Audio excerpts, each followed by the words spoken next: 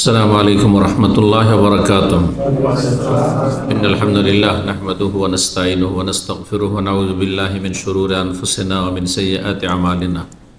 मैं यहदिहिल्लाहु फला मुदिल्ल लहु व मैं युद्लिल फला हादिय लहु व अशहदु अन ला इलाहा इल्लल्लाहु वहदहु ला शरीका लहु व अशहदु अन्ना मुहम्मदन अब्दुहु व रसूलुहु सल्लल्लाहु तआला अलैहि व अला आलिहि व सहबिहि व सल्लम तस्लीमन कसीरा।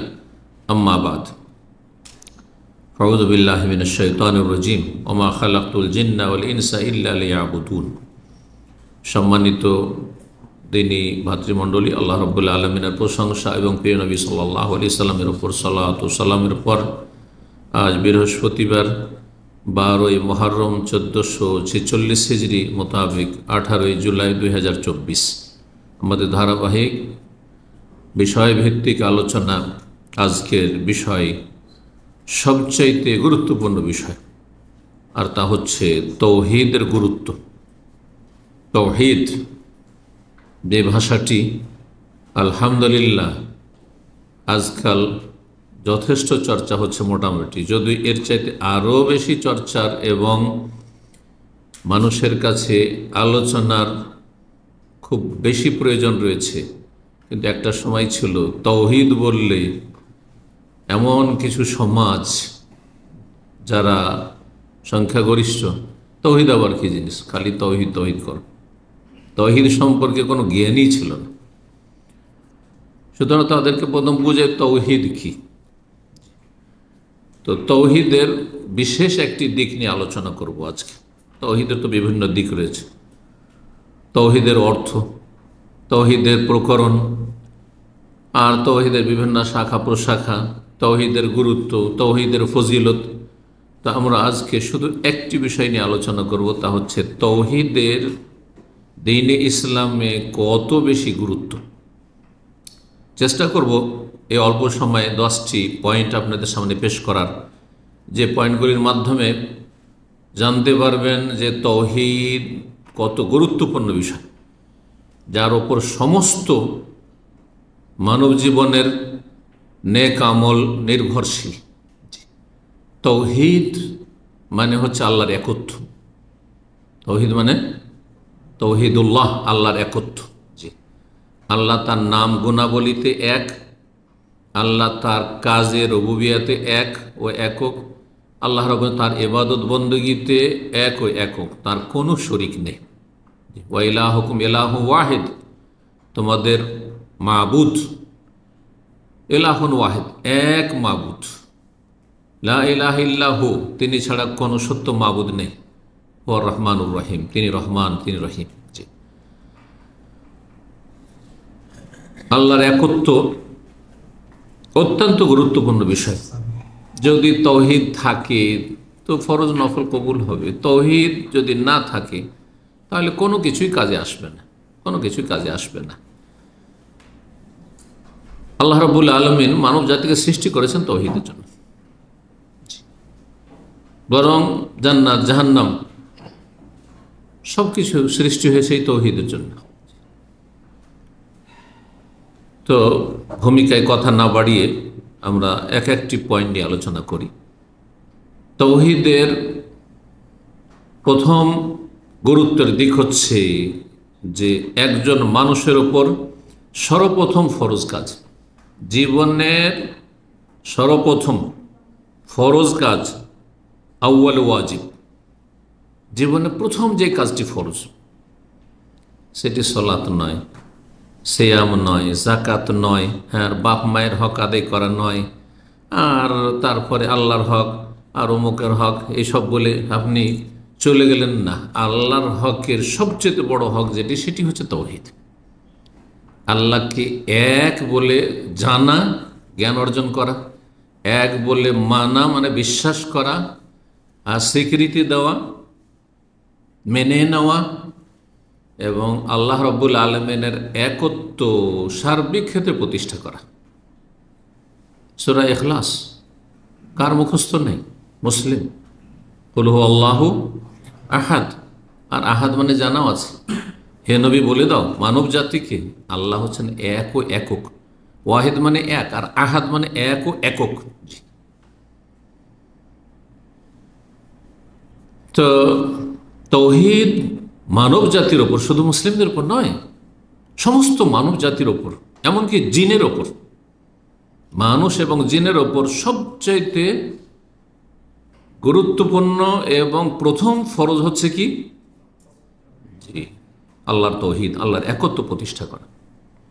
কারণ তাওহীদ ভিত্তিক যদি বাকি আমলগুলি হয়, তাওহীদ ভিত্তিক সালাত নামাজ, তাওহীদ ভিত্তিক যাকাত সাদাকাত, তাওহীদ ভিত্তিক রোজা সিয়াম, তাওহীদ ভিত্তিক হজ ওমরা, তাওহীদ ভিত্তিক বাপ মায়ের সাথে সদাচরণ, তাওহীদ ভিত্তিক আল্লাহর একত্ব ভিত্তিক যদি জনকল্যাণমূলক কাজ হয়,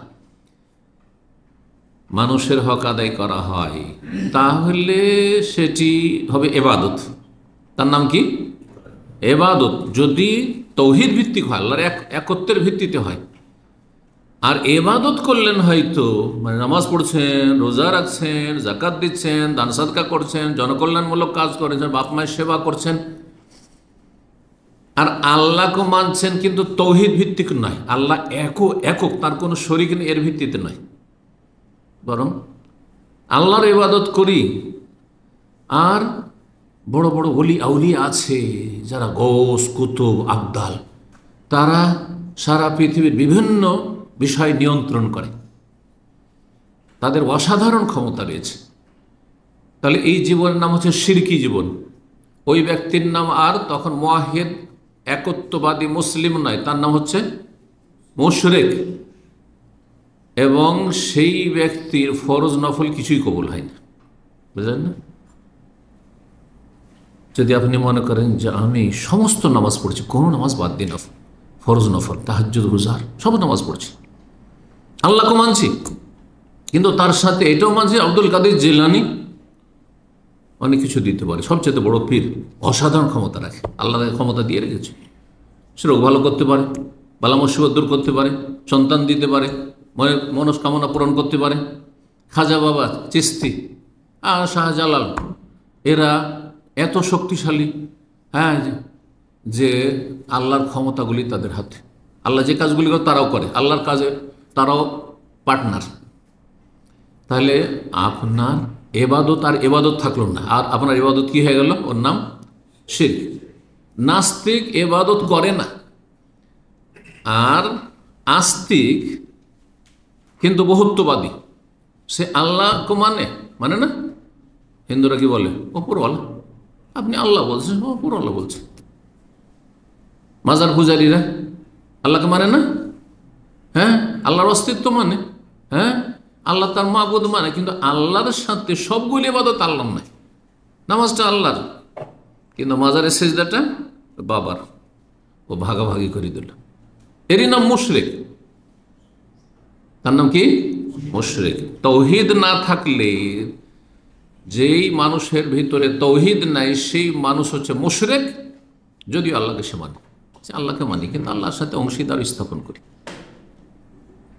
ফামান কানা ইয়ারজু লিকা রাব্বিহি ফালইয়ামাল আমালান সালিহান, ভালো কাজ করুন, কিন্তু নেগেটিভ, ওয়ালা ইউশরিক বিইবাদাতি রাব্বিহি আহাদ, রবের ইবাদতে কাউকে যেন শরীক না করা হয়। তাওহীদ বান্দার ওপর, মানব জাতির ওপর সর্বপ্রথম ফরজ। সেটা কি? তাহলে যখন আল্লাহর একত্ব, তাহলে আল্লাহ সম্পর্কে জ্ঞান অর্জন করতে হবে, মারিফাত জানতে হবে, আল্লাহ কে, আল্লাহ কোন সত্তার নাম, এবং জানার পরে তার একত্বে বিশ্বাসী হইতে হবে, একত্বের স্বীকৃতি দান করতে হবে, একত্ব প্রতিষ্ঠা করতে হবে। সে আল্লাহ হচ্ছেন এই পৃথিবীর সমস্ত কিছুর, হ্যাঁ, পালনকর্তা, প্রতিপালক, সৃষ্টিকর্তা। তিনি মালিক, তিনি রাজেক, রিজিক দাতা, তিনি সব কিছুর নিয়ন্ত্রণকারী। এমন নয় যে আর কেউ নিয়ন্ত্রণ করে। ওলিয়া উলিয়া গোস কুতুব দুনিয়া ধরে আছে, এটা আকীদা কিন্তু সুফিদের কিতাব আছে, যে দুনিয়ার চারদিকে চারজন আল্লাহর কুতুব, হ্যাঁ, কি করে আছে? এই জমিনকে ধরে আছে, না হলে আল্লাহ দিব উল্টে পাল্টে ধরে আছে। তাদের ক্ষমতা কত! আল্লাহ যদি ধ্বংস করতে চায়, ধ্বংস করতে দেয় না তারা। এর চেয়ে বড় কুফরি কি আছে? হিন্দুদের আকীদা, খ্রিস্টান ইহুদিদের আকীদা, এক শ্রেণীর কথিত মুসলিমদের আকীদা, বদ আকীদা, শিরকি কুফরি আকীদা। এবং যখন তিনি সব কিছুই করেন, তো ইবাদত কার হবে? আমাকে সব কিছু দিলেন আল্লাহ, আর এবাদত ভাগাভাগি করে দেব না, তাঁরও এবাদত। তিনি সব কিছুর মালিক, সুতরাং হুয়াল মুস্তাহিকুল লিল ইবাদা ওয়াহদা, তিনি একমাত্র এবাদতের হকদার। তার সুন্দর সুন্দর নাম এবং গুণাবলী রয়েছে, সেগুলিতে কাউকে শরিক করব না, সেগুলিকে অস্বীকার করব না, যা কোরআন সুন্নাহ ওহীতে প্রমাণিত সেগুলির অপব্যাখ্যা করব না, সেগুলির অর্থকে নিষ্ক্রিয় করব না। লাইসা কামিসলিহি শাইউন ওয়া হুয়াস সামিউল বাসীর। একটি বিষয় বললাম গুরুত্বের, এখন এগিয়ে যাই দ্বিতীয় তাওহীদের গুরুত্বের বিষয়। তাওহীদ এমন একটি গুরুত্বপূর্ণ বিষয় মানব জীবনে, যার জন্য আল্লাহ রাব্বুল আলামিন মানব এবং জিনকে সৃষ্টি করেছেন। এই দায়িত্ব দিয়ে সমস্ত সৃষ্টি করেছেন মানুষ এবং জিনের ভোগের সামগ্রী হিসাবে, বিশেষ করে মানুষের জন্য। আল্লাহ কি বলেছেন কোরআন, খালাকালাকুম মা ফিল আরদে জামিয়া, এ মানব জাতি তোমাদের জন্য পৃথিবীতে যা কিছু আছে তা তোমাদের জন্য সৃষ্টি করেছে। তাহলে দুনিয়ার সমস্ত সৃষ্টিকুল মানুষের স্বার্থে, আর মানুষ আর জিনকে আল্লাহ রাব্বুল আলামিন সৃষ্টি করেছেন ইবাদতের স্বার্থে। তোমাকে পাঠিয়েছে দুনিয়াতে এই জন্য যে তুমি তোমার মালিককে চিনবে, মালিক সম্পর্কে জানবে, জানার পরে মালিককে বিশ্বাস করবে এবং মালিকের একত্ব, তার কাজে, তার নাম গুণাবলীতে, তার ইবাদত বন্দেগীতে একত্ব প্রতিষ্ঠা করবে। তাওহীদ ভিত্তিক জীবন যাও, যতদিন তোমাকে দুনিয়াতে থাকতে দেব ততদিন একমাত্র তোমার মালিকের ইবাদত বন্দেগী করবে। এই জন্য তোমাকে সৃষ্টি করেছি।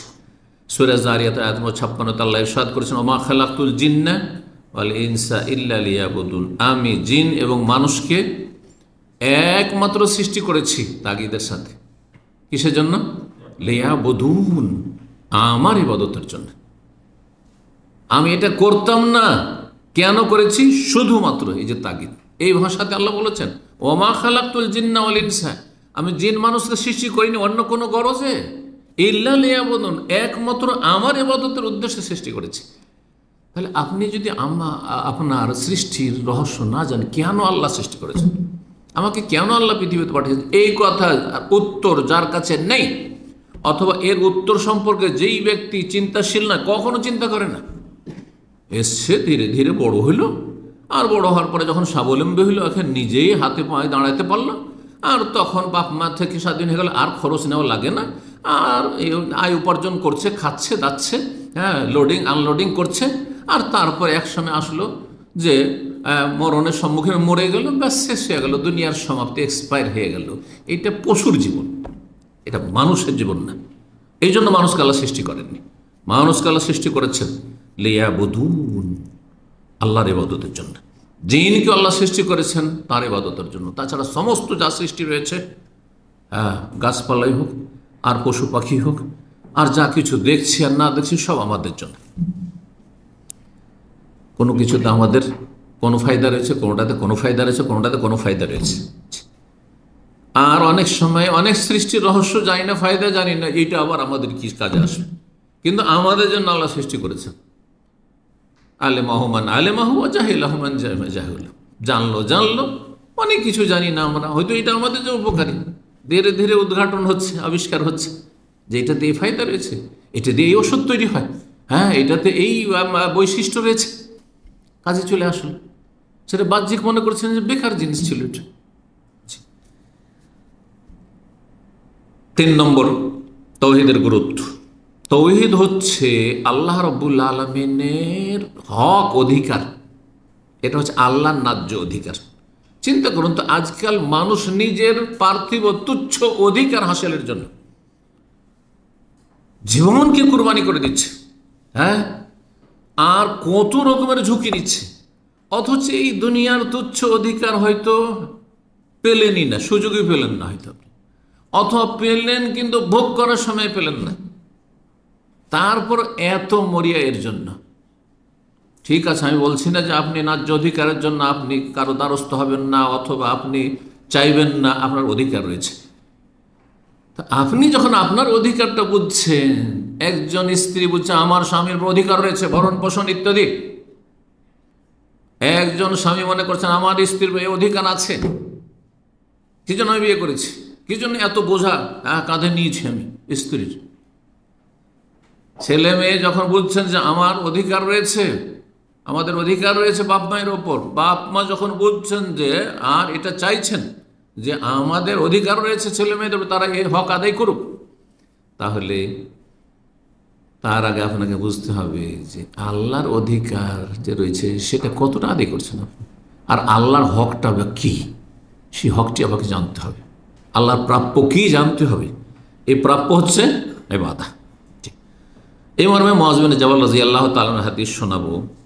সহিহ বুখারী 2856, সহিহ মুসলিমের হাদিস নম্বর 30। বলছেন তিনি, কুনতু রিদফান নবী সাল্লাল্লাহু আলাইহি ওয়াসাল্লাম, কোন রিওয়ায়াতে রদিফান নবী সাল্লাল্লাহু আলাইহি ওয়াসাল্লাম, নবী সাল্লাল্লাহু আলাইহি ওয়াসাল্লামের উটের পিঠে, বাহনের পিঠে পেছনে বসেছিলাম। কি ছিল সেই বাহনটি? আলা হেমার, গাধা ছিল। কাছে মদিনার অলিতে গলিতে আশেপাশে এই মহল্লাতে ওই মহল্লা গেলে গাধা বা খচ্চরের পিঠে চাপতেন রাসূলুল্লাহ সাল্লাল্লাহু আলাইহি ওয়াসাল্লাম, কখনো ঘোড়ার পিঠে চেপেছে।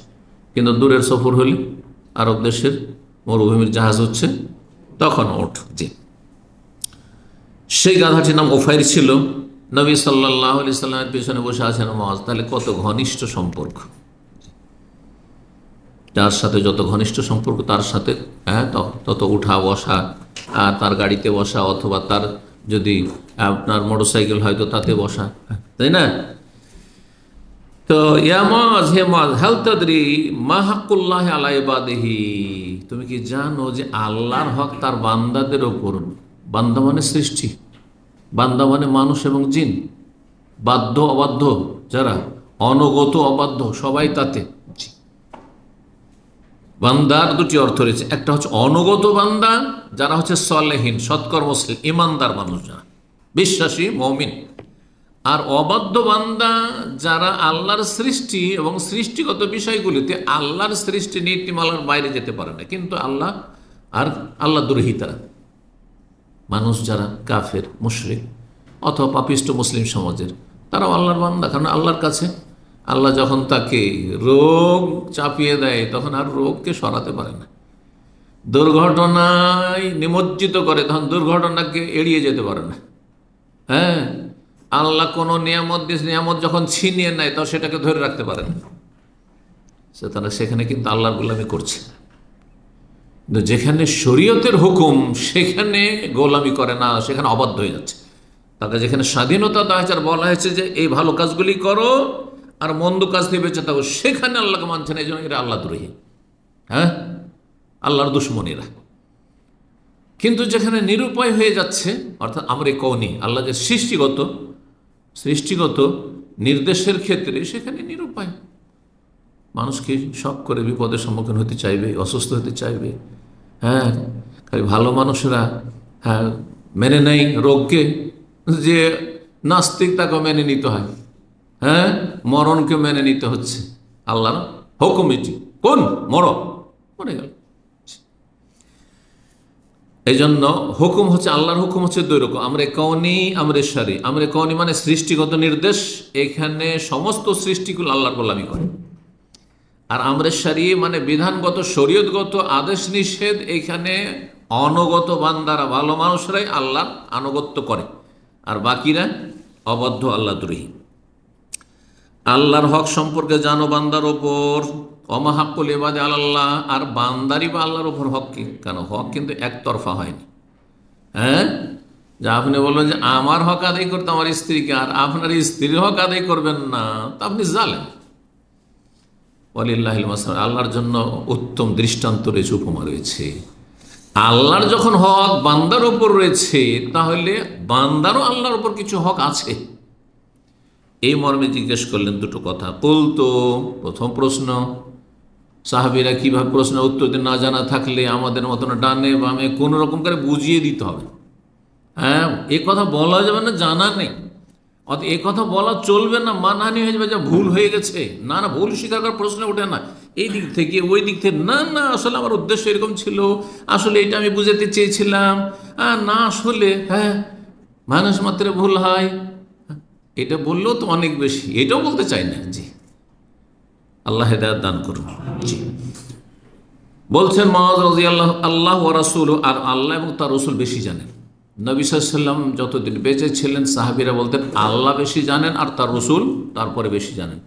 কারণ রাসূলুল্লাহ সাল্লাল্লাহু আলাইহি ওয়াসাল্লাম তাদের মাঝে মওজুদ রয়েছেন, তার কাছে ওহী আসছে। আর সাহাবায়ে কেরামদের চাইতে বেশি জানছেন, কারণ সাহাবীদের কাছে ওহী আসছে না, তার কাছে ওহী আসছে। কিন্তু এখন নবী সাল্লাল্লাহু আলাইহি ওয়াসাল্লাম আমাদের মাঝে বিদ্যমান নন। এই ক্ষেত্রে বলবেন না যে আল্লাহ এবং রসুল বেশি জানেন, এটা কেউ বলেননি। নবী সাল্লাল্লাহু আলাইহি ওয়াসাল্লাম ইন্তেকালের পরে সাহাবীরাও বলেননি, আর তাবেঈনরাও বলেননি। আর ইমাম আবু হানিফা, শাফি, মালিক কথা আল্লাহ ওয়া রাসূলুহু আলাম বলেননি। তাফসীর কিতাবগুলো দেখবেন আলিফ লাম মিম এর অর্থ কি বলছে, আল্লাহ আলামু, আল্লাহ বেশি জানেন।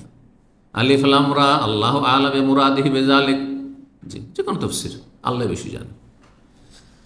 কারণ মানুষ যখন দুনিয়া থেকে চলে যায়, মারা যায়, তখন তার আমল বন্ধ হয়ে যায়, এলেমও বন্ধ, আমলও বন্ধ, দুনিয়ার কাজ বন্ধ, দিনেরও কাজ বন্ধ, হ্যাঁ জি জ্ঞান চর্চাও বন্ধ। তখন নবী সাল্লাল্লাহু আলাইহি ওয়াসাল্লাম বলে ফাইন হাক্কাল্লাহি আলা ইবাদিহি, আল্লাহর হক হচ্ছে, অধিকার হচ্ছে বান্দার উপর, আইয়াবুদুহু ওয়ালা ইউশরিকু বিহি শাইআ। ইতিবাচক এবং নেতিবাচক একটা দিয়ে তাওহীদ কায়েম হবে না। আল্লাহ আছেন, হ্যাঁ আল্লাহকে মানি, এটা শুধু যথেষ্ট না, আর কাউকে মানি না বলতে হবে।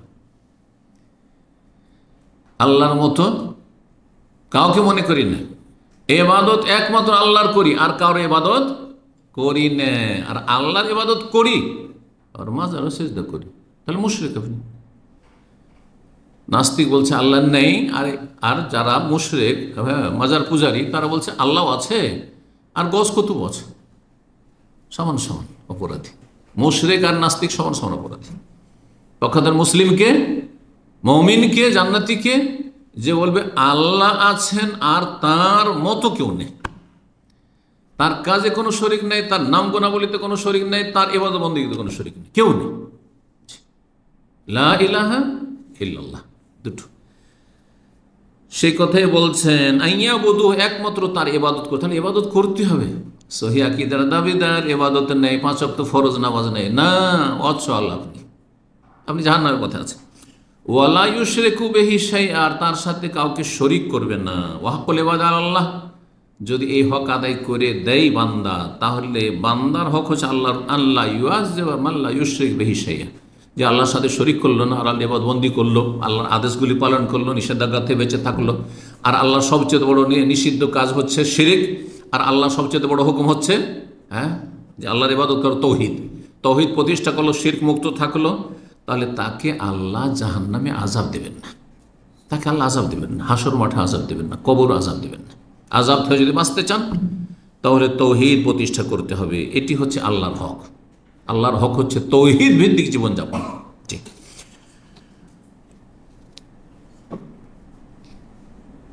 চিন্তা করুন একটি বিষয়, আর প্রতিটি মানুষ নিজ নিজ দায়িত্ব সম্পর্কে কিন্তু অনেক সজাগ, তাই না?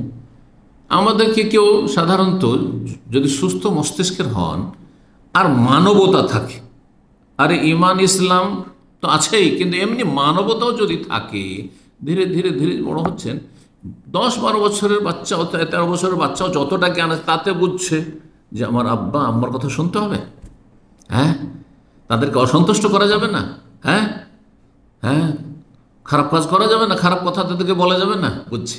তাহলে সবাই কিন্তু দায়িত্ব সম্পর্কে সচেতন।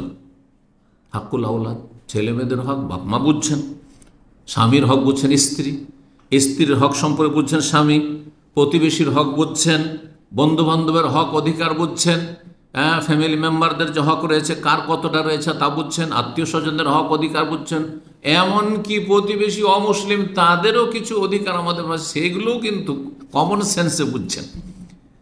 এই বুঝগুলির জন্য পাঠ পড়াইতে হয় না, সামাজিকভাবে বুঝে নেন, পারিবারিকভাবে বুঝে নিচ্ছেন। এই হকগুলো যখন বুঝছেন, অথচ এরা আপনাকে সৃষ্টি করেনি, এরা আপনাকে রোগ থেকে ভালো করেনি, এরা আপনাকে রিজিক দেয় না, খেতে দেয় না, হ্যাঁ বিপদ আপদ থেকে রক্ষা করেন না, এরা আপনার হায়াত মতের মালিক নাই, এদের হক সম্পর্কে এত সচেতন, তাহলে যিনি সব কিছুর মালিক, যিনি আপনাকে সৃষ্টি করেছেন, তার ইবাদতের জন্য তার হক সম্পর্কে কতটা সচেতন আপনি? কেমন মানুষ যে আল্লাহর হক ভুলে যাচ্ছেন, অথচ স্ত্রীর হক, স্বামীর হক, ছেলে মেয়েদের হক, আত্মীয় স্বজনদের হক, এগুলো বুঝছেন আবার, হ্যাঁ কত নির্বোধ আপনি তাহলে। ভালো করে বোঝার চেষ্টা করুন, আল্লাহ রাব্বুল তৌফিক দান করেন। সবচেয়ে গুরুত্বপূর্ণ হক মানুষের হক যেগুলি বললাম, নাকি আল্লাহর হক? আল্লাহর হক। 4 নম্বরের যে বিষয়টি তৌহিদের গুরুত্বের ক্ষেত্রে, তৌহিদ এমন একটি গুরুত্বপূর্ণ বিষয় যে তার উদ্দেশ্যে, তৌহিদ প্রতিষ্ঠার উদ্দেশ্যে আর তৌহিদের শিক্ষাদানের উদ্দেশ্যে, তৌহিদের প্রচার প্রসারের উদ্দেশ্যে সমস্ত নবী রসুলগণকে পাঠিয়েছেন। এ তৌহিদকে যদি আউট করে দেন তাহলে নবী রসুলরা এসছেন কি কাজে, পাঠিয়েছেন কেন, তাদের উপর আসমানি কিতাবই কেন এসেছে, কেন নূহ আলাইহিস সালামকে আল্লাহ পাঠিয়েছেন 950 বছর। রব্বে ইন্নী দাউতু কওমি লাইলান ওয়া নাহারা, সূরা নাহল বলছে, আল্লাহ এই জাতিকে আমি রাত দিন 24 ঘন্টা তোমার দিকে ডাকলাম, তৌহিদের দিকে ডাকলাম, লা ইলাহা ইল্লাল্লাহর দিকে ডাকলাম। ফালাম ইয়াজিদহুম দুআই ইল্লা ফিরারা, কিন্তু আমার এই 950 বছরের ডাকা তাদের পালায়নকে বৃদ্ধি করল, আরো বেশি দূরে হয়ে যাচ্ছে, যত ডাকছে তত দূরে হয়ে যাচ্ছে। এত খারাপ জাতি আল্লাহ, 950 বছর, সুবহানাল্লাহ। আর বরদাস্ত হচ্ছে না, 950 বছর পরে শেষ হয়ে গেছে। আল্লাহর কাছে দোয়া করছেন, রব্বি লা তাজারাল আরদা মিনাল কাফিরিনা দিয়ারা, আল্লাহ তোমার জমিনে কোনো কাফেরকে এখানে ছেড়ে দিও না, ধ্বংস করে দাও ওগুলোকে, কাফেরকে ছেড়ে দিও না আল্লাহ। যথেষ্ট হয়েছে। তাহলে সমস্ত নবী রসুল, ইব্রাহিম আলাইহিস সালাম কেন আল্লাহ রসুল করলেন, কেন করেছিলেন? মানবতার শিক্ষা দেওয়ার জন্য শুধু? না, লা ইলাহা ইল্লাল্লাহ, তোমার সৃষ্টিকর্তা কে তোমাকে পাঠিয়েছেন, কেন পাঠিয়েছেন, কি করতে হবে, কেমন জীবনযাপন করতে হবে, এবং চোখের আড়ালে যে পরকাল রয়েছে, মরণের পরের জীবন রয়েছে, সে সম্পর্কে জানিয়ে দেওয়া, যেগুলি মানুষ নিজের জ্ঞান বিবেক দিয়ে আর বিচক্ষণতা জানতে পারে না। যে মরার পরে কি হয় না হয়, জান্নাত আছে, জাহান্নাম আছে, হ্যাঁ, সৃষ্টিকর্তা আছেন, তিনি আমাকে এই উদ্দেশ্যে পাঠিয়েছেন, এগুলি গায়বী আর সব অদৃশ্য। সুতরাং এই সমস্ত কিছু আর সমস্ত কিছুর মূল হচ্ছে তৌহিদ, আল্লাহর একত্ব। আল্লাহর একত্ব এমন একটি বিষয়, সমস্ত নবী রসুলগণের দাওয়াতের মৌলিক বিষয় এই ছিল না যে ব্যভিচার করিও না, এটি ছিল। যেমন আজকাল এক শ্রেণীর পথভ্রষ্টরা রয়েছে, তাদের বিভিন্ন নাম রয়েছে সংগঠনের, তারা বলে দেশ থেকে কি করতে হবে, মদ ঘুষ দূর করতে হবে, হ্যাঁ, সুদ দূর করতে হবে, ইসলামী অর্থনীতি নিয়ে আসতে হবে, আর বেশ্যাখানাকে গুড়িয়ে দিতে হবে। কিন্তু কোনোদিন শুনবেন না যে আল্লাহ ছাড়া অন্যের পূজার যে আস্তানা রয়েছে সেগুলিকে নির্মূল করতে হবে। শুনে লা ইলাহা ইল্লাল্লাহর কথা শুনেছেন না? শোনেননি? দুর্নীতি দূর করতে হবে। আর সবচেয়ে বড় দুর্নীতি যে মালিককেই চিনল না, যিনি সৃষ্টি করলেন। এর চাইতে বড় অপরাধ কি হয়? না, সমস্ত নবী রসুলগণের দাওয়াতের মৌলিক বিষয় কি ছিল? মা লাকুম মিন ইলাহিন গায়রু। কোরআনে কারীম পড়ে দেখুন, বিভিন্ন সূরাগুলি, সূরা হুদ, সূরা আরাফ, এই সূরাগুলি পড়ে দেখুন, যেগুলোতে আম্বিয়া রসুলগণের, হ্যাঁ, অনেকগুলি আম্বিয়া রসুলগণের একসাথে দাওয়াতের কথা আলোচনা হয়েছে এবং তাদের জাতির, অবাধ্য জাতির কথা আল্লাহ আলোচনা করেছেন। সেগুলিতে দেখুন আদ সম্প্রদায়, সামুদ সম্প্রদায়, লুত আলাইহিস সালামের সম্প্রদায়, এইরকম ইব্রাহিম আলাইহিস সালামের সম্প্রদায়, মুসা আলাইহিস সম্প্রদায়, যখন যেই নবীকে পাঠিয়েছেন, ওয়াবুদুল্লাহ, আল্লাহর ইবাদত, মা লাকুম মিন ইলাহিন গায়রু, তোমাদের তার ছাড়া, সেই আল্লাহ ছাড়া কোনো মাবুদ নেই, কোনো সত্য উপাস্য নেই, সব বাতিল এগুলো। শেষ নবী মুহাম্মদ সাল্লাল্লাহু আলাইহি ওয়াসাল্লাম, তাকে কি জন্য আল্লাহ পাঠিয়েছেন? আর কোনখানে গিয়ে মক্কার কাফেরদের সাথে দ্বন্দ্ব শুরু হলো? 40 বছর পর্যন্ত একজন মানুষও তার শত্রু ছিল না, বরং সামান্য কোনো বিদ্বেষ রাখত না। সবাই তাকে আস-সাদিকুল আমিন বলে মেনে নিয়েছিল 40 বছর পর্যন্ত। 63 বছরের মধ্যে 40 বছরই এইভাবে কেটে গেল। সবচেয়ে ভালো মানুষ যদি ওই মক্কার কাফেরদের জিজ্ঞাসা করে কে তোমাদের মধ্যে, এক বাক্য সবাই বলতো, একজন ভিন্ন কোনো মত পোষণ করতো না, তিনি হচ্ছেন মুহাম্মদ রাসূলুল্লাহ সাল্লাল্লাহু আলাইহি ওয়াসাল্লাম। কিন্তু যখন আল্লাহর দ্বীনের মৌলিক বিষয় বললেন, ইয়া আইয়ুহান নাস, হে মক্কার মানুষরা, হে মানব সকল, কুলু লা ইলাহা ইল্লাল্লাহ, বলো আল্লাহ ছাড়া কোনো সত্য মাবুদ নেই। এসব দেবদেবীর পূজা চলবে না, লাত উজ্জা মানাত হোবালের পূজা চলবে না, এসব চলবে না, 360টা মূর্তি চলবে না, হ্যাঁ, এগুলি ধর্মকর্ম নয়, এগুলি ধর্মের নাম অধর্ম। তুফলিহু, লা ইলাহা ইল্লাল্লাহ বলো, ঘোষণা করো। আরবদের মাতৃভাষায় কলেমা ছিল, আমাদের মতো তারা পাগল ছিল না অনারবদের মতো, যে এদিকে লা ইলাহা ইল্লাল্লাহর জিকিরও ছাড়ছে আর এদিকে মাজারে সিজদাও করছে। হ্যাঁ, না না, তারা বুঝতো যে লা ইলাহা ইল্লাল্লাহ বলা মানে জীবনে বিপ্লব নিয়ে আসে, ইনকিলাব, পুরো চেঞ্জিং, পরিবর্তন। তার মানে মোহাম্মদ সাল্লাল্লাহু আলাইহি ওয়াসাল্লাম কথা বলতে চাইছেন যে আল্লাহ ছাড়া কোনো সত্য মাবুদ নেই। মানে আমাদের বাপ দাদারা যে এইসব 360টা মূর্তি কাবার চারদিকে স্থাপিত করেছে, এগুলি আমাদের নিজের হাতে গুড়িয়ে দিতে হবে, ধ্বংস করে দিতে হবে। আর বাপ দাদার ধর্ম ভ্রান্ত ধর্ম ছিল। হ্যাঁ, তাহলে বাপ দাদা গাল দিচ্ছে মোহাম্মদ। হ্যাঁ, তারপর আমাদেরকে বোকা নির্বোধ মনে করছে, আমরা কিছু বুঝি না। তারপরে আমরা সবাই যে ধর্ম পালন করি ওই একা নতুন কথা বলছে, সংখ্যা গরিষ্ঠতা আর সংখ্যা লঘু, এই ফর্মুলা বাতিলপন্থীদের। দল ভারী আমাদের বাতিলপন্থীদের, এটা হচ্ছে যুক্তি। আর একটা হচ্ছে যে বাপ দাদা তারা আমাদের চাইতে বিচক্ষণ ছিল না। সবাই বলি হ্যাঁ, বাপকে শ্রদ্ধা করি, দাদাকে শ্রদ্ধা করি, তারা আমার চাইতে বিচক্ষণ ছিল, আমার চাইতে শক্তিশালী ছিল। হ্যাঁ, সুতরাং তারা কি করে বলবো যে তারা ভুল পথে ছিল? ভাই, এত বড় বড় মুরব্বীরা ছিল, হুজুররা, তারা বুঝে না? আপনি কোত্থেকে বুঝলেন? আপনি বলছেন না বাতিলপন্থীরা। এইটাই মক্কার কাফের মুশরিকদের কথা ছিল, যার ফলে তারা ধ্বংস হয়েছে আর জাহান্নামের ইন্ধন হয়েছে। সতর্ক, সাবধান। সমস্ত রসুলকে আল্লাহ পাঠিয়েছেন কি নিয়ে? এর দলিল বলি, দলিল বলছিলাম মা লাকুম মিন ইলাহিন গায়রুহু বললাম। আরও শোনেন সূরা নাহল 36 আল্লাহ বলছেন লাকাদ বাআসনা ফী কুল্লি উম্মাতিন রাসূলা, নিঃসন্দেহে প্রত্যেক উম্মতে একজন করে রসুল পাঠিয়েছে, প্রত্যেক যুগে যুগে রসুল পাঠিয়েছেন। 1400 বছর আগে শেষ রসুল পাঠিয়ে সমাপ্তি ঘটিয়ে তো খাতামুন নবিয়্যিন দিয়ে আর কোনো নবী রসুল আসবে না। শেষ রসুল সারা বিশ্বের জন্য যে দিন ইসলাম দিয়ে গেছেন এবং সারা বিশ্বের মানবতার জন্য তাকে প্রেরিত করা হয়েছে রহমতুল্লিল আলামিন করে, তার দিনের খাদেম হিসাবে কাজ করতে হবে। ওলামাদেরকে ওলামা ওয়ারাসাতুল আম্বিয়া, তাদেরকে দিনের দাওয়াত করে যেতে হবে। নবীদের কাজ নায়েবে রসুল তারা, যদি সত্যি কোরআন সুন্নাহর অনুসারী তারা হয়। তাহলে আল্লাহ আমাদের সকলকে তৌফিক দান করেন। প্রত্যেক জাতিতে একজন করে রসুল পাঠিয়েছি যুগে যুগে। কি উদ্দেশ্যে? এই মর্মে আনে আবুদুল্লাহ, এই কথা বলে সবাইকে বলেছি আল্লাহর ইবাদত করো, ওয়াজতানিবু তাগুত, এবং আল্লাহ ছাড়া অন্যের পূজা থেকে বেঁচে থাকো, উপাসনা থেকে বেঁচে থাকো, তাগুত থেকে বেঁচে থাকো। আর তাগুতের বিস্তারিত ব্যাখ্যার সংক্ষিপ্ত ব্যাখ্যা হচ্ছে আল্লাহ ছাড়া কারো সামনে ঝুঁকা যাবে না, আল্লাহর হক কাউকে দেওয়া যাবে না, আল্লাহর হক কাউকে দেওয়া যাবে না। আল্লাহর হক কাউকে দিয়ে দেওয়া মানে সীমা লঙ্ঘন।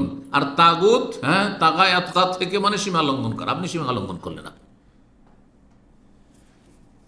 আল্লাহ রাব্বুল আলামিন আরো বলেছেন সূরা আম্বিয়া 25-এ, ওমা আরসালনা মিন ক্বাবলিকা মিন রাসূল, হে নবী তোমার পূর্বে যত রসুল পাঠিয়েছি, ওমা আরসালনা মিন ক্বাবলিকা মিন রাসূল ইল্লা নুহি ইলাইহি, যত নবী রসুল পাঠিয়েছি তাদের প্রত্যেককে ওহী করেছি আন্নাহু লা ইলাহা ইল্লা আনা, যে হে নবী রসুলগণ, ইব্রাহিম, মূসা, ঈসা, আইয়ুব, ইউসুফ, যত নবী রসুল, ইসমাইল, ইসহাক, ইয়াকুব, সমস্ত নবীকে আল্লাহ বলেছেন যুগে যুগে কি লা ইলাহা ইল্লা আনা, আমি ছাড়া কোনো সত্য মাবুদ নেই, ফাবুদুন, সুতরাং তোমরা আমারই ইবাদত করো, আমারই ইবাদত করো।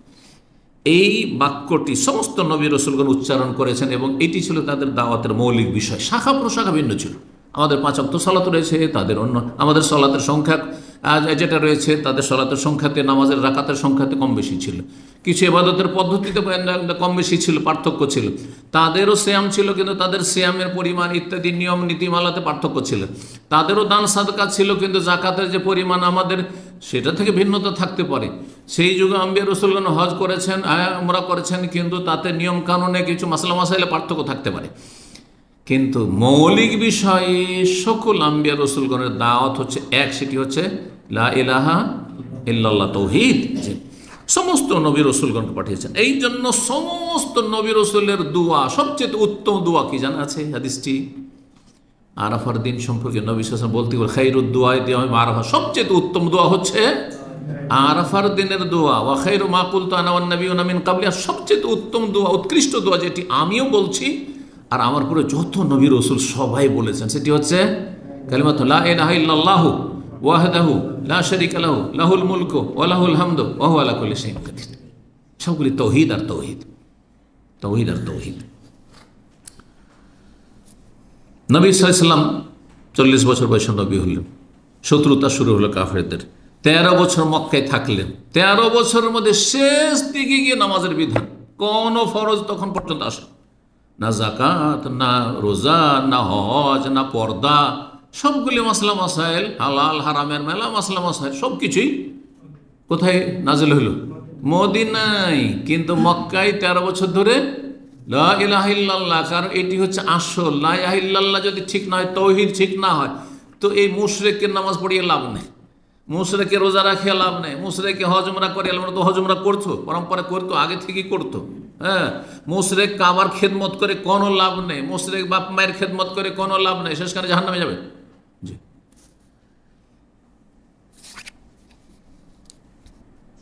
5 নম্বর যে তৌহিদের গুরুত্বের বিষয়, তা হচ্ছে তৌহিদ এমন একটি গুরুত্বপূর্ণ বিষয়, যখনই আপনি ইসলামের দাওয়াত, ইসলামের খেদমতের কাজ শুরু করবেন, একজন অমুসলিমকে ইসলামের দাওয়াত দেবেন, একজন জন্মসূত্রে মুসলিম কিন্তু ইসলামের কিছুই জানে না, জিরো, একবার কিছুই জানে না, এমন অনেক মুসলিম আছে, কি দিয়ে শুরু করবেন? এইখানে কিন্তু আপনার জানা ফরজ। এই জন্য দিনের দাওয়াতের আগে জানতে হবে। দেখছেন একটি লোকের মুখ দিয়ে বিড়ি সিগারেট কি মদেরই গন্ধ আসছে, আর দেখছেন টাকনার নিচে তার কাপড়, আর চুলগুলি একেবারে পশুর মতো হয়ে আছে, নখ এক বড় বড় হয়ে আছে, একবার হিংস্র পশুর মতো, আর মোষ হয়ে আছে সেই রকম, যেমন দাড়ি তেমন মোষ ধরন হয়ে আছে, বহু পাপে লিপ্ত আছে, এমনকি মদ খাচ্ছে, কিন্তু সে আল্লাহ পরকাল কিছুই জানে না। তাকে কি বলবেন? মদ খাবার দাও, মদ খাবার দাও, দাড়ি না, দাড়িটা রাখো, বলবেন? কি বলবেন? চলো নামাজ পড়তে যাই। সুদ খাচ্ছে, সুদ খাওয়া বাদ দাও, সুদ খাওয়া হারাম বলবেন একটা অমুসলিমকে? চিন্তা, একটা ইহুদি খ্রিস্টানকে হিন্দু বলে সুদ খাওয়া হারাম, ঘুষ খাওয়া হারাম, এগুলি শেখাবেন? ব্যভিচার করা হারাম, এটা আগে বললে হবে না। কারণ হইতে পারে এই কথা বলাই তার তৌহিদে বাধা হয়ে যাবে। আরে ইসলাম তো আমি মনে করছিলাম যে কবুল করে নেবেন, ইসলাম কবুল করলে আমাকে ব্যভিচার ছাড়তে হবে, আমাকে মদ ছাড়তে হবে, আমাকে নেশা ছাড়তে হবে, তো আমাকে আবার এই ঘুষ খাচ্ছি অফিসার তাও ছাড়তে হবে না। না, এমন ইসলাম আর পারবো না। অনেক মূর্খ লোক, একটা অমুসলিম সঙ্গী সাথী সঙ্গী আছে, ইসলামের দাওয়াত হইতে দিয়ে দিয়েছে, আবেগী ইসলামের দাওয়াত দিয়েছে, বলছে চলো ইসলামিক সেন্টারে, আর ইসলাম কবুল করলে তোমাকে কিন্তু কি করতে হবে? কাট করতে হবে, খাতনা করতে হবে। আরে এই বয়সে 30-40 বছর বয়সে খাতনা করতে হবে? না না না না না, আমি ইসলাম আর কবুল করবে না। অথচ তার বিশ্বাস হয়ে গেছিল যে আমি ইসলাম কবুল করব। আপনার মূর্খামির কারণে সে জাহান্নামে চলে গেল। সেটা যদি শর্তও লাগাইতো আপনাকে যে আমি মুসলমান হব, কিন্তু আমি খাতনা করতে পারবো না, আমার খুব ভয় লাগছে, অসুবিধা নেই, জাহান্নাম থেকে তো বাঁচো। কারণ তুমি বিনা খাতনাতেও যদি মরে যাও, স্থায়ী জাহান্নামী হবে না, যদি তোমার তৌহিদ ঠিক থাকে, 5 ওয়াক্ত সালাতটা ঠিক হয়ে যায় কমপক্ষে তৌহিদের পরে, তাহলে তুমি স্থায়ী জাহান্নামী হবে না। একটা হারাম নাজায়েজ কাজ আছে, তাতে সতর্কতা অবলম্বন করে যদি পেশাব পরিষ্কার করে নিতে পারো তো ভালো কথা, আর না হলে পেশাব থেকে গেলে সেখানে আরও গুনাহ বাড়তে থাকবে। কিন্তু সেই ব্যক্তি বলতে পারেন তুমি স্থায়ী জাহান্নামী হয়ে যাবে পেশাবে জান, এই কথা বলতে পারেন না। কথা বলছেন না? বলছেন না? তাহলে তৌহিদের দাওয়াত প্রথম হবে। এর দলিল যত সাহাবায়ে কেরামদেরকে বিভিন্ন জায়গায় বিভিন্ন সময় নবী সাল্লাল্লাহু আলাইহি ওয়াসাল্লাম পাঠিয়েছেন ইসলামের মেসেজ নিয়ে, যাও ইসলামের শিক্ষা দাও। কি বলেছেন? আগে মানবতার কথা বলবে, ভালো চরিত্রের কথা বলবে, এগুলো। আজকাল কিন্তু এক শ্রেণীর লোকেরা মানবতার কথা বলতে হবে, আখলাক চরিত্র নিয়ে আলোচনা করতে হবে, নবীর মহব্বত নিয়ে আলোচনা করে, নবীর মহব্বত অবশ্যই আলোচনা করতে, তার আগে আল্লাহর মহব্বতের কথা আলোচনা করতে। আর আল্লাহর মহব্বতের দাবি কি? যে আল্লাহর গুণ, আল্লাহর কাজ, আল্লাহর হক কাউকে দেবো না, কিঞ্চিত পরিমাণে দেবো না। এটা হচ্ছে আল্লাহর মহব্বত। তো এই জন্য দাওয়াত শুরু করতে হবে লা ইলাহা ইল্লাল্লাহ, তৌহিদ দিয়ে। কথা বললে হবে না। আজকাল কিন্তু বিদাতি দায়ীদের বা বিদাতি বক্তাদের লক্ষণ হচ্ছে, আরে তৌহিদের কথা বললে মানুষের মাঝে ঘৃণা ছড়াবে, তৌহিদের কথা বললে মানুষ দূরে সরে যাবে, এই জন্য তৌহিদের কথা আগে বলিয়েন না। এখন একটু দূর থেকে বলবেন, আর একটু গঠনমূলক কথা বলবেন, খুব চমৎকার চমৎকার ভাষা, একটু মানবতার শিক্ষা দেবেন, আখলাক, হ্যাঁ, আমলের শিক্ষা দেবেন। এসব কথা আমাদের তবলিগি ভাইরা আর আমাদের জামাতি ইখওয়ানি ভাইরা, এদের কাজ হল এটা, না এগুলো শিক্ষা দেন। আগে লা ইলাহা ইল্লাল্লাহ বলেন না, যে এটা শিরক, ওটা বলেন না, হ্যাঁ এটা তৌহিদ, এটা শিরকের কথা বলেন না। না হইলে ঘৃণা ছড়াবে, এই ভাষাগুলি তারা প্রয়োগ করে, ঘৃণা ছড়াবে না, আউযু বিল্লাহ। তাই নবী সাল্লাল্লাহু আলাইহি ওয়াসাল্লাম দীর্ঘ 13 বছর মক্কাতে ঘৃণাই ছড়িয়েছেন না, না আল্লাহর দিন প্রতিষ্ঠা করেছেন।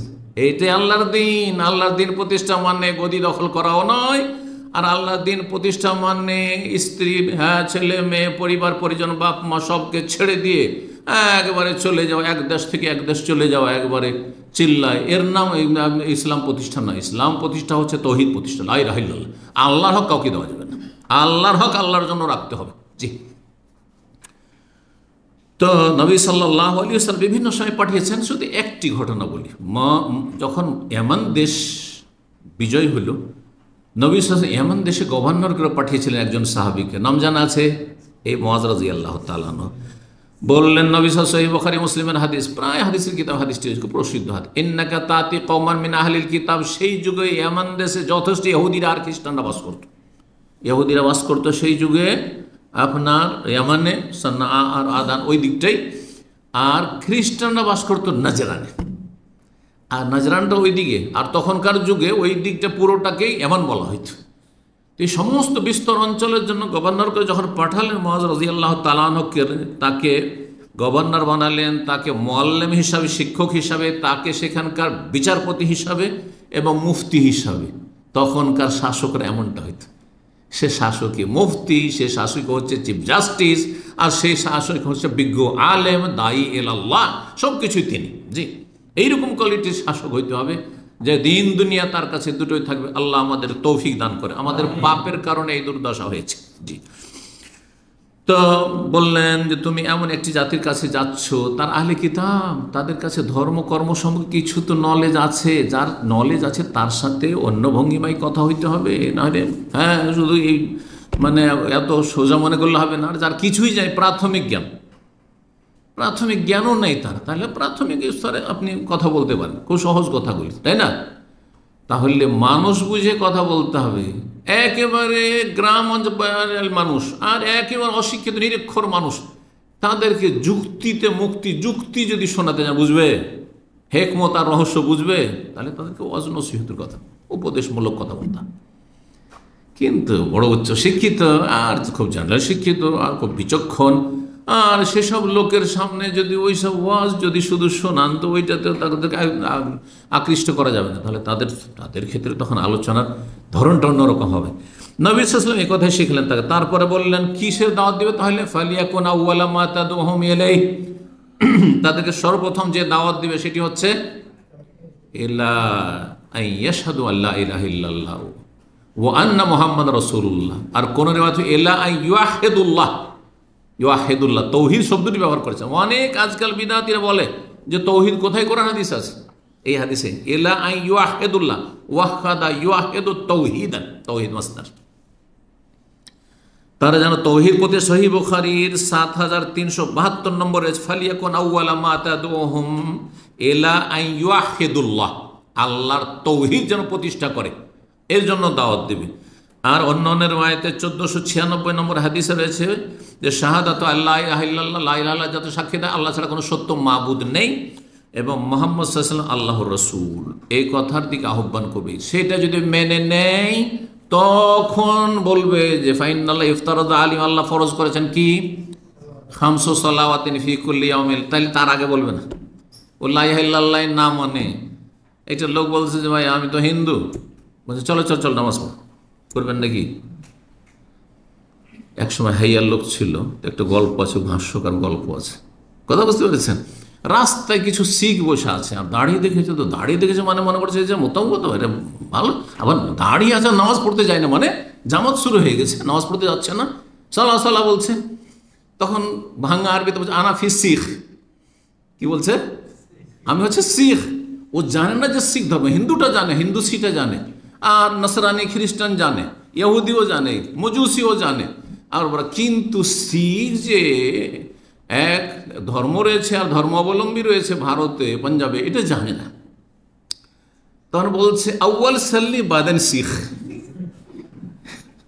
আগে নামাজ পড় তারপরে শিখ মিক করো তুমি। হ্যাঁ, ও বুঝেনি ওর কথা শিখ, ও হয়েছে কোনো একটা কথা আমাকে বলতে চাইছে, বলছে পরে ওইটা, আগে নামাজ পড়তে। এটাই করবেন নাকি? ও বেচারা না হয় বুঝেনি, আপনি বুঝেন না, নির্বোধ। জি, যে আগে নামাজের না, যখন দেখছেন অমুসলিম, এতটা বলতে পারেন যে ভাই অমুসলিম, তোমাদের দেখা দেখে মুসলিমরা বেনামাজি হবে, তুমি ঘরের ভিতরে গিয়ে বসো, রোমের ভিতরে যা বসো, দোকানের ভিতরে বসো, বাইরে রাস্তায় বসে থাকবে না। হ্যাঁ, যদি ইসলামিক স্টেট হয়, মুসলিম সমাজ হয়, মুসলিম দেশ, তো এই অধিকার মুসলিমদের রয়েছে। হ্যাঁ, খোলামেলা যেখানে সেখানে রমজান মাসে পানাহার করবে, সেই দেখা দেখে মুসলিমরা খাওয়া দাওয়া, কোথায় আপনি বাছাবাছি করবেন যে এটা মুসলিম দিনে পানাহার করছে, এটা মুসলিম, সুতরাং ভিতরে খাওয়া দাওয়া করবে, খোলা রাস্তাতে কোথাও খাওয়া দাওয়া করতে পারবেন, এটা অধিকার। জি, এটা হচ্ছে দ্বীন ইসলাম। জি, আল্লাহ রাব্বুল আলামিন সঠিক বুঝ দান করুন। প্রথম দাওয়াত দিতে হবে লা ইলাহা ইল্লাল্লাহর তৌহিদের দাওয়াত দিতে হবে। যদি নামাজ তারপরে মেনে নেয়, তখন যাকাত, এক একটা করে। জি, বেশি গুরুত্বপূর্ণ, তারপরে গুরুত্বপূর্ণ। 6 নম্বর, তার আগে একটি কথা বলি আরো, যে মানুষের কবরে কয়টি প্রশ্ন করা হবে? 3টি। 1 নম্বর প্রশ্ন কি বলেন তো দেখি? 1 নম্বর প্রশ্ন আল্লাহ সম্পর্কে।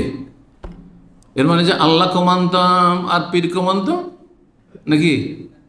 তাহলে মনকের নাকের উদা হয়ে যায়, এরা পীরকে মানত রে, এর আর মনকের নাকের হিসাব লাগবে নাকি?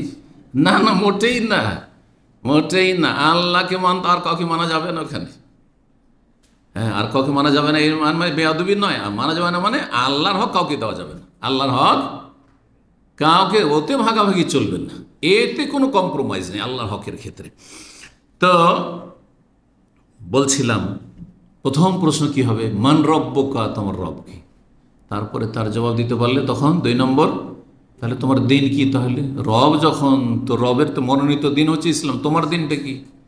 2 নম্বরে যদি ইসলাম বলতে পারেন, পাশ করেন। আর পাশ করতে তখনই পারবেন যখন ইসলাম পালন করেছেন, ফরজ ওয়াজিব আদায় করেছেন, আপনি অন্তত ছিলেন, সর্বনিম্ন অন্তত মুসলিম ছিলেন, আপনি ঈমান ভঙ্গ করেননি।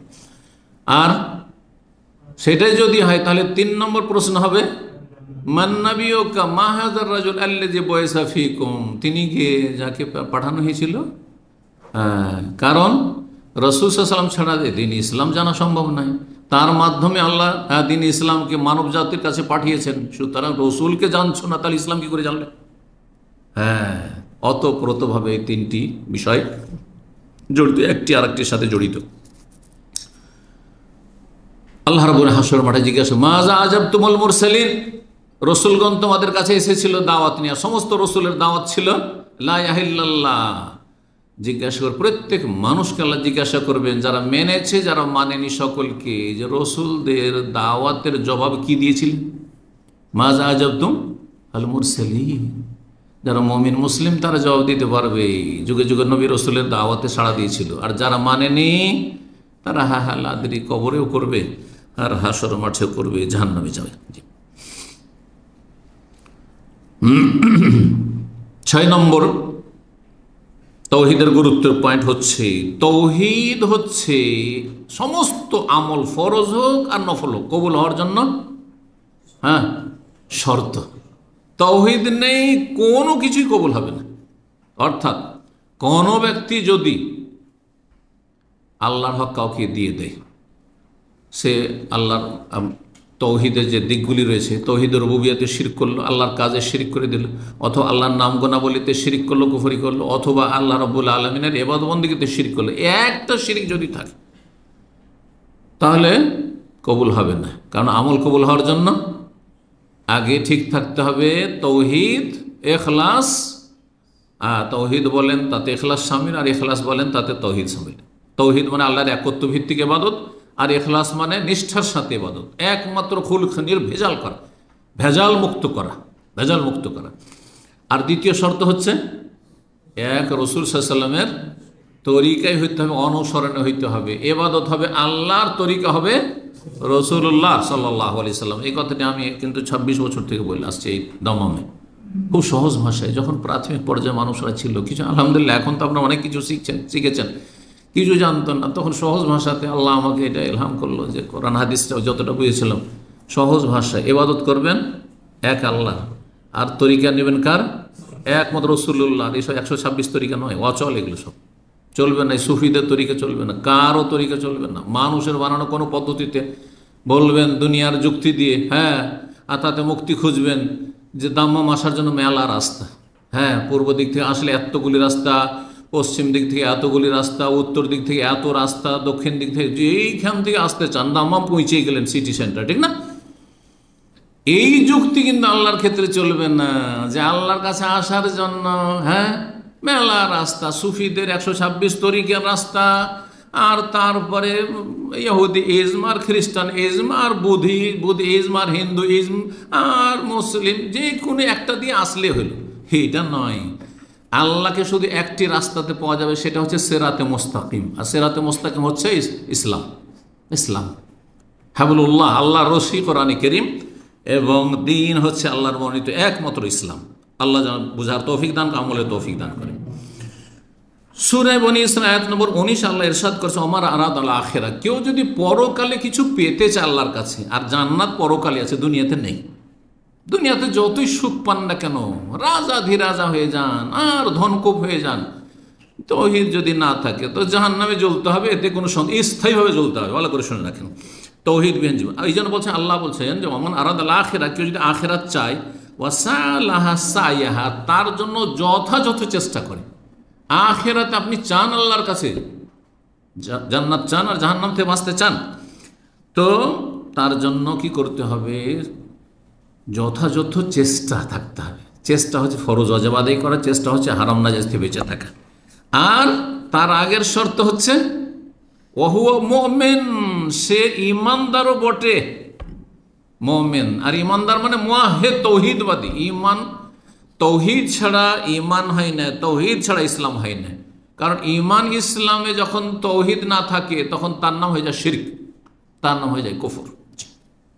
ফাউলাইকা কানা সায়ু মাশকুরা, তাদের মেহনতের মূল্যায়ন করা হবে। আল্লাহ বলছে পরকাল চাই, আর তার জন্য যথাযথ চেষ্টা, আর ঈমান তৌহিদের সাথে, ঈমান মানে তৌহিদের সাথে, তাহলে ফাউলাইকা কানা সায়ু মাশকুরা, তাদের মেহনতের আল্লাহ মূল্যায়ন করবেন।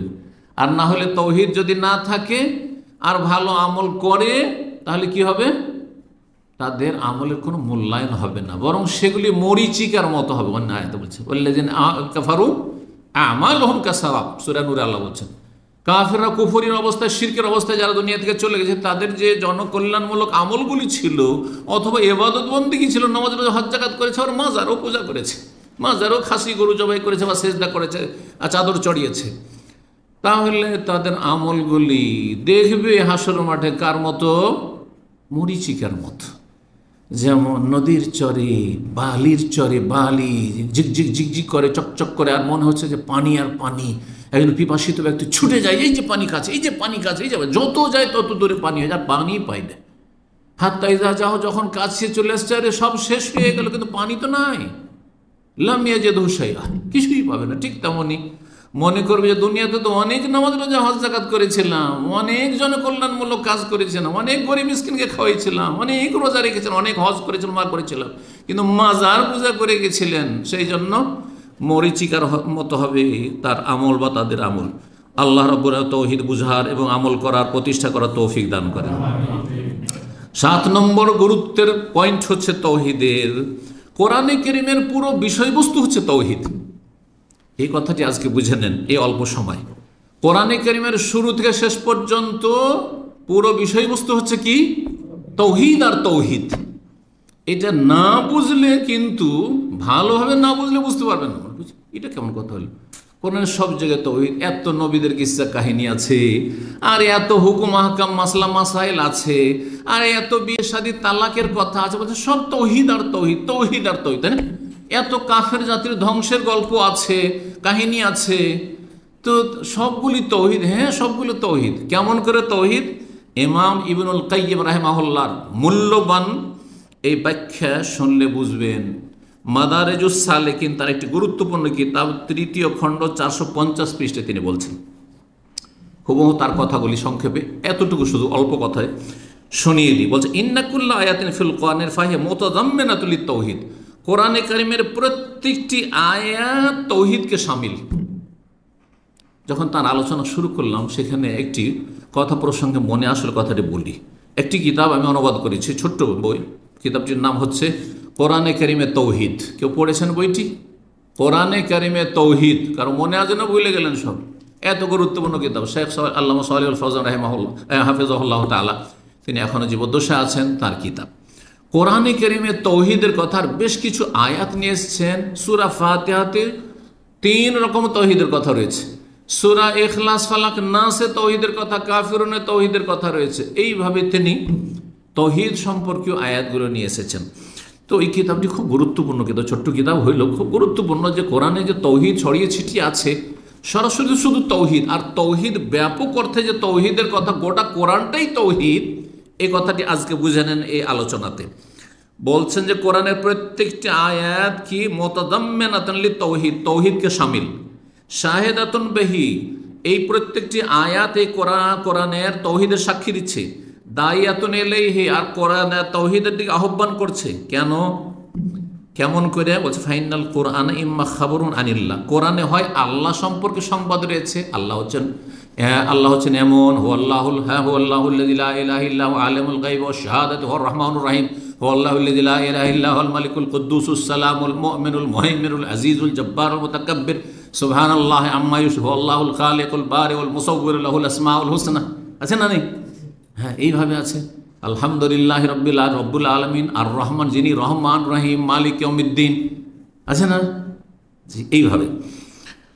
তো বলছেন হয় আল্লাহ সম্পর্কে সংবাদ রয়েছে কোরআনে, না হলে ও আসমাই ওয়া সিফাতি ওয়া আফআলি, তার নাম সম্পর্কে, তার গুণাবলী সম্পর্কে, ও আফআলি, তার কাজগুলি সম্পর্কে। আল্লাহ এই করেন, আল্লাহ এই করেন, আল্লাহ এই করেন।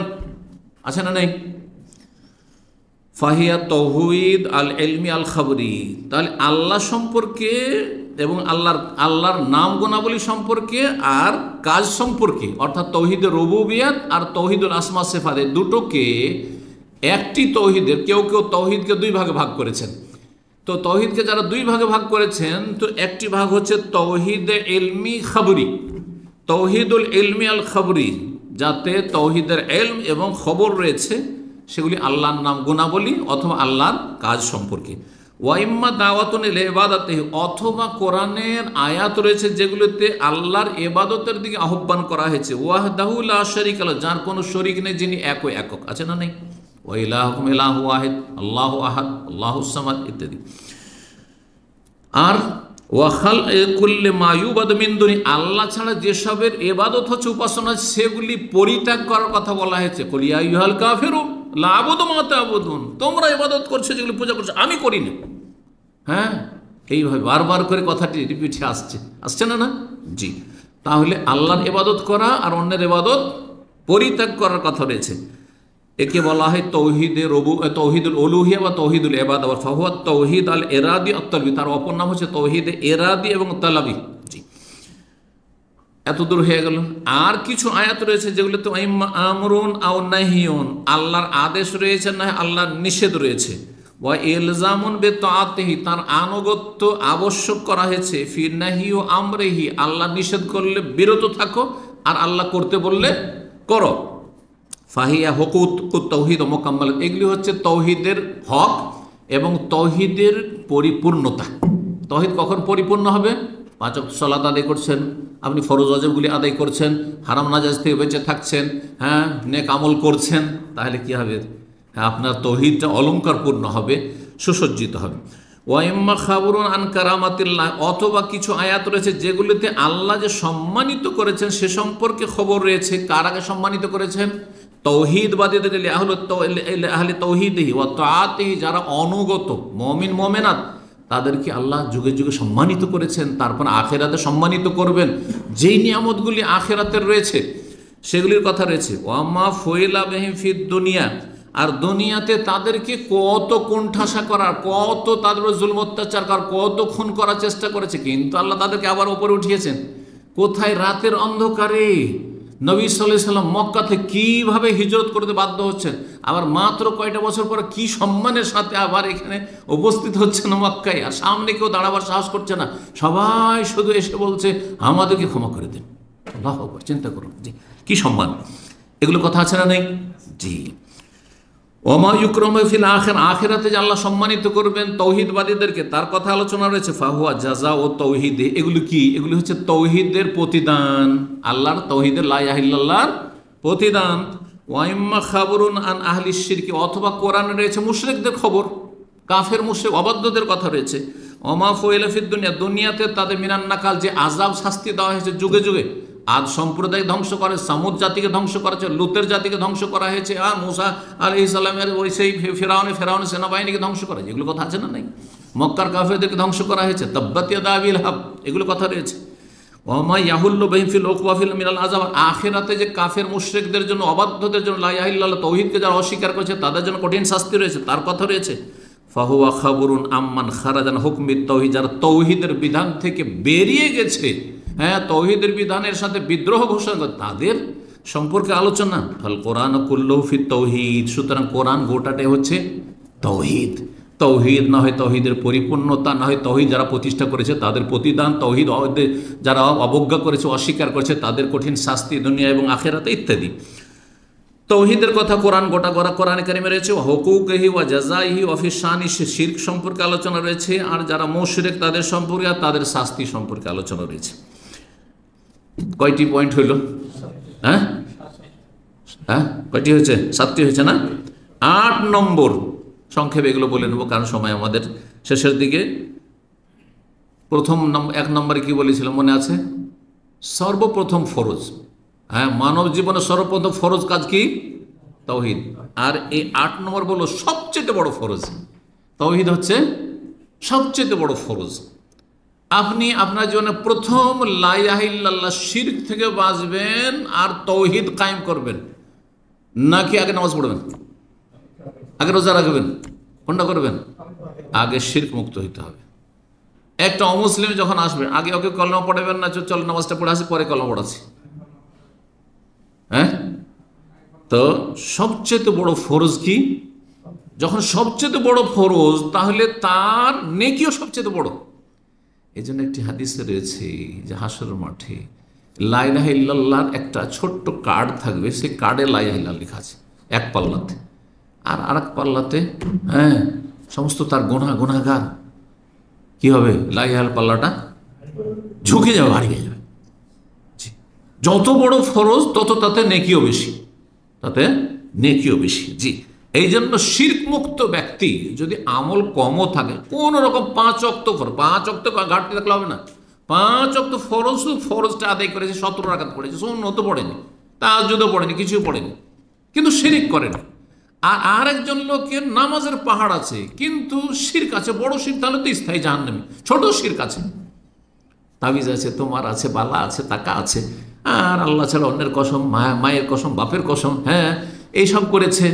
আর এই যে করেছে, এই লোকের নামাজের পাহাড় থেকে, রোজা হজ জাকাতের পাহাড় থেকে ওই তৌহিদবাদী লোকের সাথে পাল্লা দিতে পারবে না হাসর মাঠে। ওই শুধু তার ফরজটা অত ছোট ঠিক ছিল, বেশি নেক আমল ছিল না। এবার বোঝা গেছে তৌহিদ কত গুরুত্বপূর্ণ বিষয়। তৌহিদ থাকলে একদিন না একদিন জান্নাত পাবে, আর যদি তৌহিদ না থাকে তাহলে কোনোদিন জান্নাত পাওয়া যাবে না। 9 নম্বর বিষয়, জান্নাত জাহান্নামের বাজার আল্লাহ কেন তৈরি করেছেন? কেন তৈরি করেছেন? এই তৌহিদের জন্য। কারণ জান্নাত কোনোদিন ধ্বংস হবে না, জাহান্নাম কোনোদিন ধ্বংস হবে না, এইটা হচ্ছে আহলে সুন্নাত ওয়াল জামাতের আকীদা। আর অন্য অপরাধী যদি হইতো তাহলে হ্যাঁ হাজার হাজার বছর বা শত শত বছর জাহান্নাম থাকতো, তারপর জাহান্নামের কোনো প্রয়োজন নেই, কারণ পানিশমেন্ট হয়ে গেছে। হ্যাঁ, যাবজ্জীবন চিরকালের জন্য শাস্তি একমাত্র কার জন্য? জাহান্নামের শাস্তি কার জন্য? কাফের মুশরিকের জন্য, তাওহীদ যারা প্রতিষ্ঠা করেনি। চোর ডাকাত চিরকাল জাহান্নামে থাকবে না যদি তার তাওহীদ ঠিক থাকে। কিন্তু আজকালকার মুসলিম সমাজের চোর ডাকাত আল্লাহ পরকাল জীবনেও চিন্তা করে না, নামাজ পড়ে না, আর বেনামাজি বড় কাফের, সুতরাং সেই ব্যক্তি মাজার পূজারী সমানই হয়ে গেল। জি, বেদিন। জান্নাত এবং জাহান্নামের বাজার আল্লাহ যে তৈরি করেছেন, সৃষ্টি করেছেন এবং প্রস্তুত রেখেছেন কিসের জন্য? এই তাওহীদের জন্য। লা ইলাহা ইল্লাল্লাহ।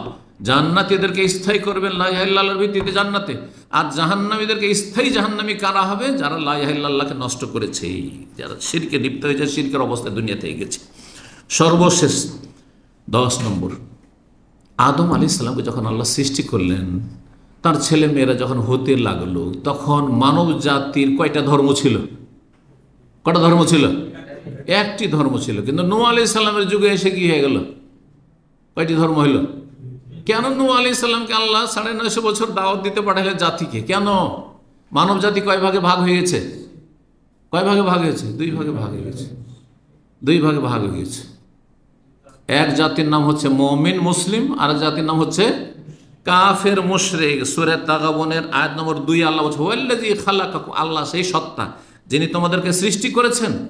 আদমকে যখন সৃষ্টি করলেন, আদমের ছেলেরা প্রথম সবাই তাওহীদের উপর, তারপরে শিরক শুরু হইল। তখন মানব জাতি এক না, মানব জাতি এক, আদম সন্তান, সব আদম সন্তান কি হয়ে গেল? একই দেখতে রং, সব এশিয়ান, সব ইউরোপিয়ান, সব আফ্রিকান, সব মানুষের মতো, সব অমুসলিমও একই মুসলিমদের মতোই দেখতে, তাই না? কিন্তু চিন্তা করেন, এক দলের নাম হয়ে গেল মুমিন, আরেক দলের নাম হয়ে গেল কাফের। তাহলে মানব জাতির বিভক্তির মূল কারণই হচ্ছে তৌহিদ। তৌহিদকে সমস্ত মানুষ যদি মেনে নিত, তাহলে নাম কিন্তু একটি থাকতো, কাফের নামটি আসতো না, মুশরিক নামটি আসতো না।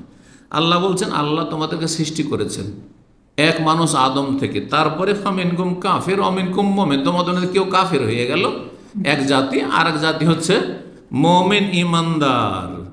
এইভাবে আদম সন্তান দুই ভাগে বিভক্ত হয়েছে লা ইলাহা ইল্লাল্লাহর ভিত্তিতে। লা ইলাহা ইল্লাল্লাহ যারা মেনেছে তারা হচ্ছে মুমিন মুসলিম, আর যারা মানেনি তারা হচ্ছে কাফের মুশরিক। আল্লাহ রাব্বুল আমাদেরকে দ্বীন ইসলাম বুঝার, তৌহিদ বুঝার এবং তা প্রতিষ্ঠা করার সার্বিক জীবনে তৌফিক দান করেন।